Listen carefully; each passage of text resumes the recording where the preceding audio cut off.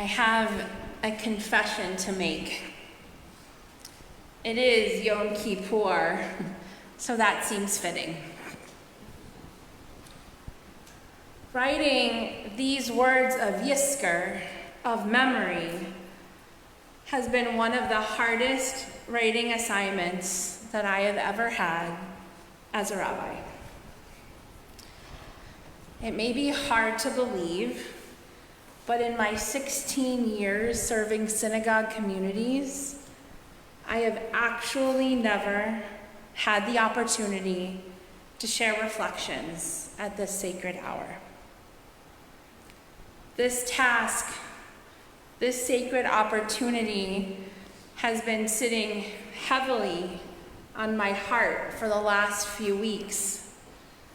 And I can tell you, it still feels heavy now in these last few hours of Yom Kippur. I have thought for days and weeks about what I wanted to say here tonight, how I wanted so badly to offer you something profound and poignant, my new community, my new temple family.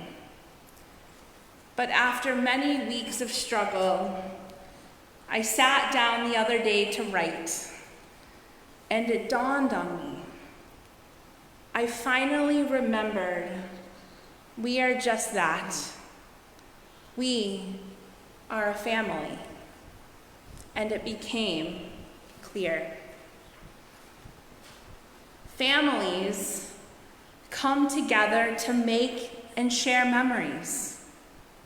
And this moment of Yizkor is our Jewish family's holy, set-aside time for that. Memories are powerful family possessions that profoundly link hearts together.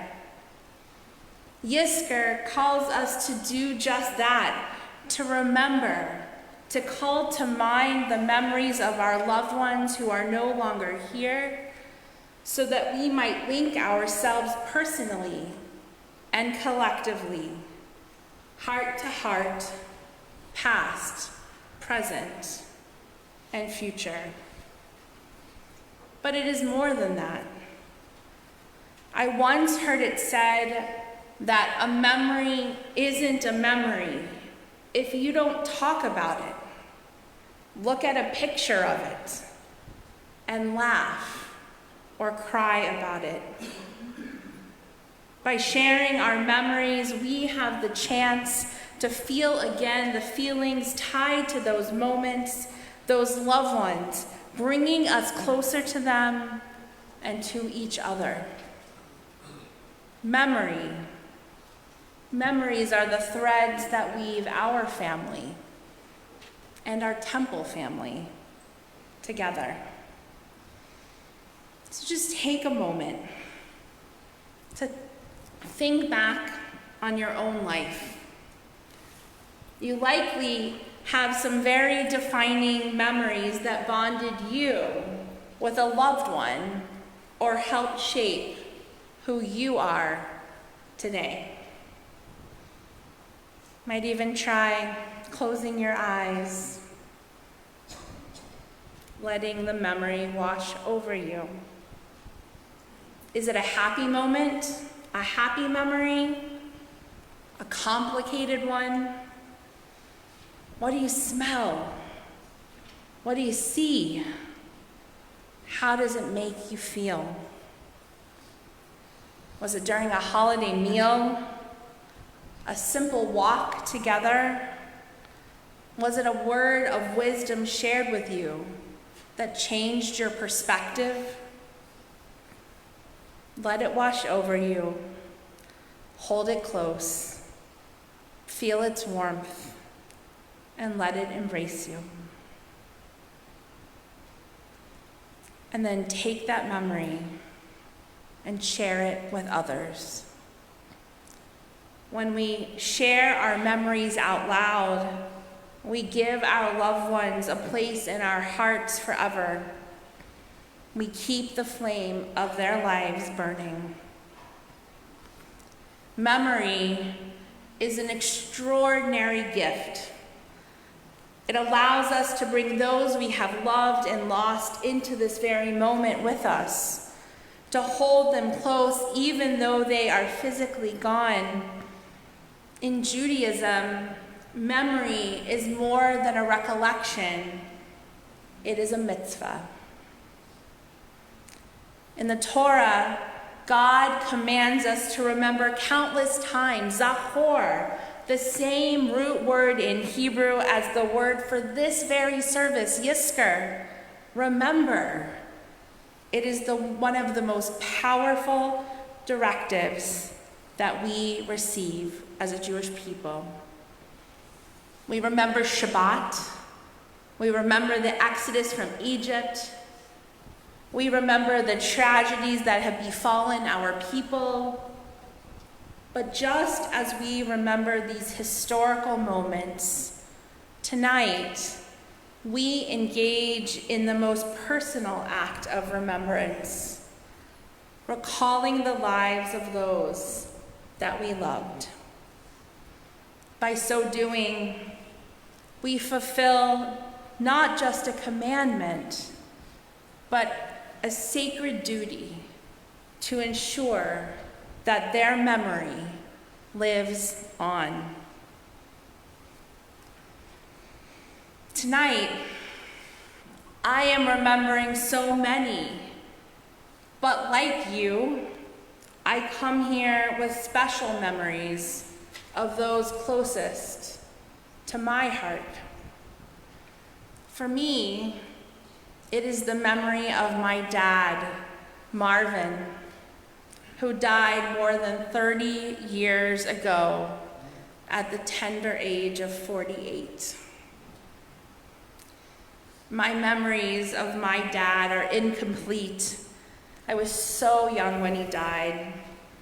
And so it is especially meaningful when I hear others' recollections and memories of him.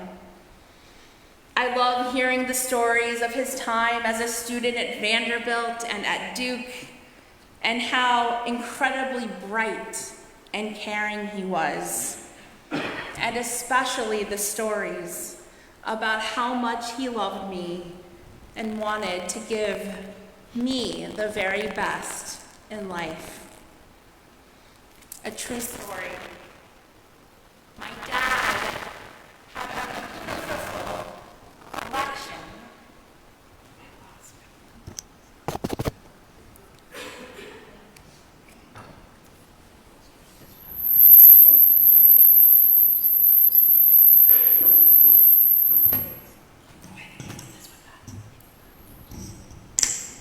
True story. My dad had a beautiful collection of crystal animals, and they were displayed in a curio cabinet in our living room when I was growing up.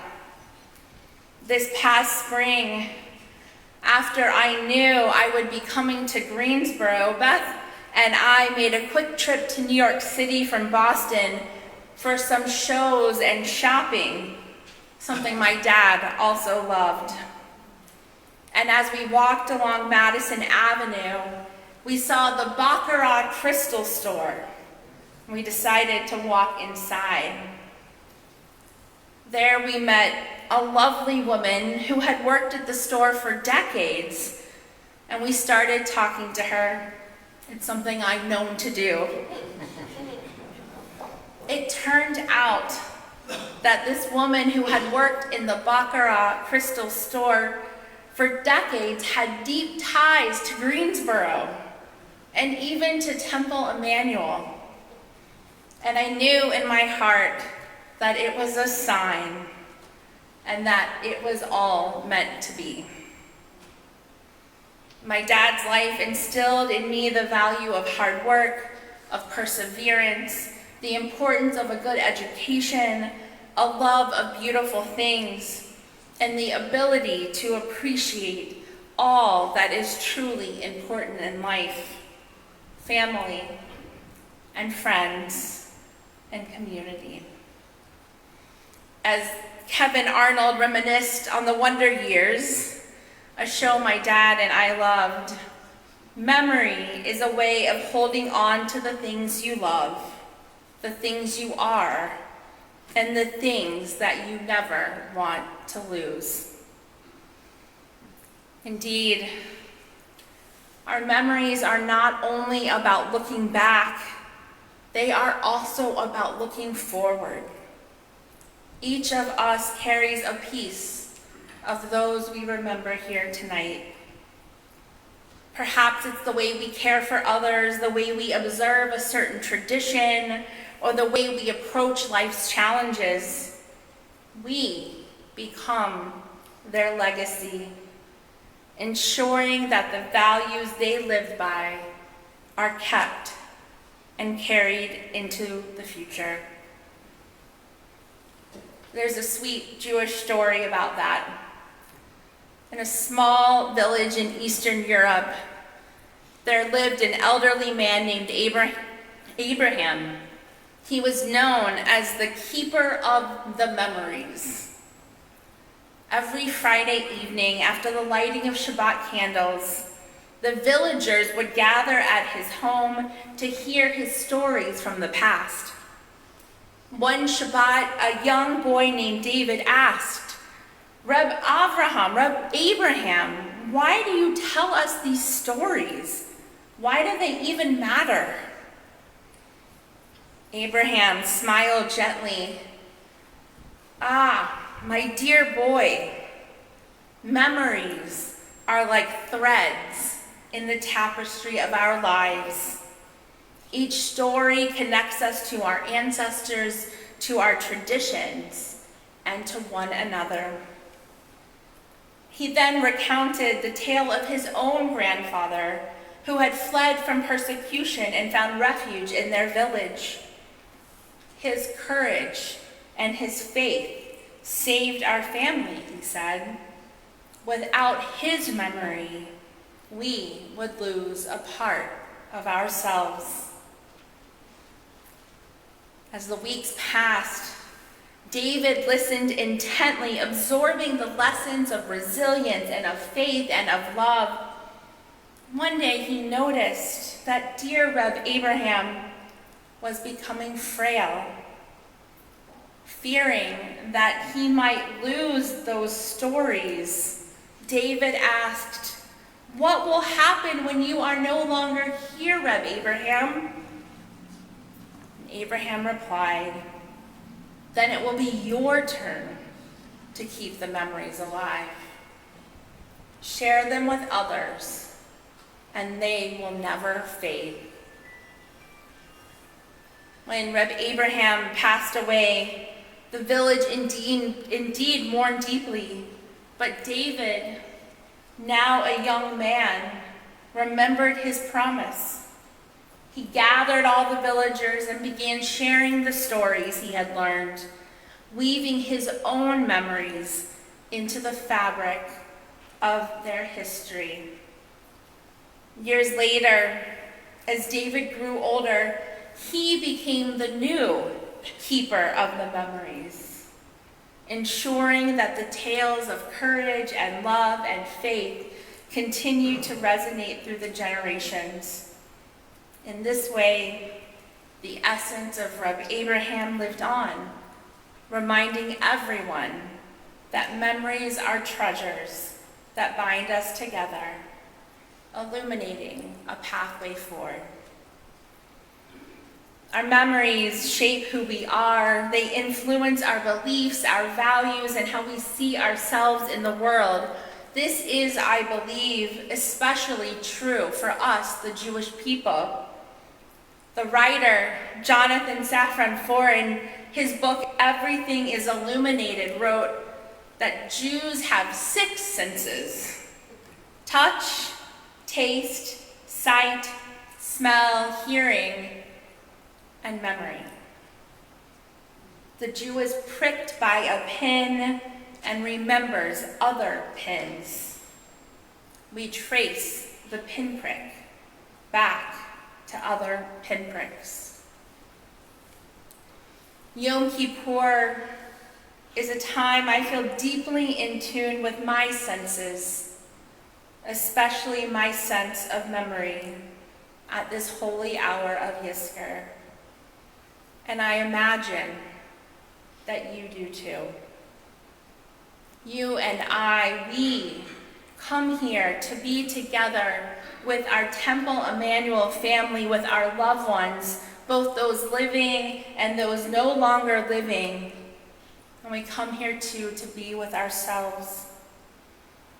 We come here tonight in hope that our senses will be awakened to memories, to love, to hope, to promise, that we will feel the warm embrace of those around us, that we might see a sign of the ones we are missing so terribly today, that we might smell or taste something at the break fast that they would have loved and devoured, that we might hear their voices speaking directly to our hearts because we miss them so much and we feel so close to them at this time.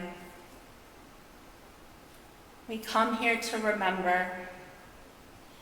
We come here to remember them so that they are not forgotten, and to remember them so that we do not forget who we are. So, dear friends, dear beautiful Temple Emmanuel, thank you for allowing me to share these words with you. Your spirit and love over these last few months together have lifted me up to share some of my most precious thoughts and treasures with you. And together, as we have each or will each remember tonight those we love, and all of our collective memories have now been woven together, we might see that thread of memory, strong rope of memory, ascending to the highest of heavens. And I have felt, and I hope you too, the true spirit of Temple Emmanuel, Emmanuel, that God has and will continue to be here with us tonight, tomorrow, and into the new year ahead. Gemar Chatima Tova, may all of us and all of our precious memories be sealed in God's scrapbook of life.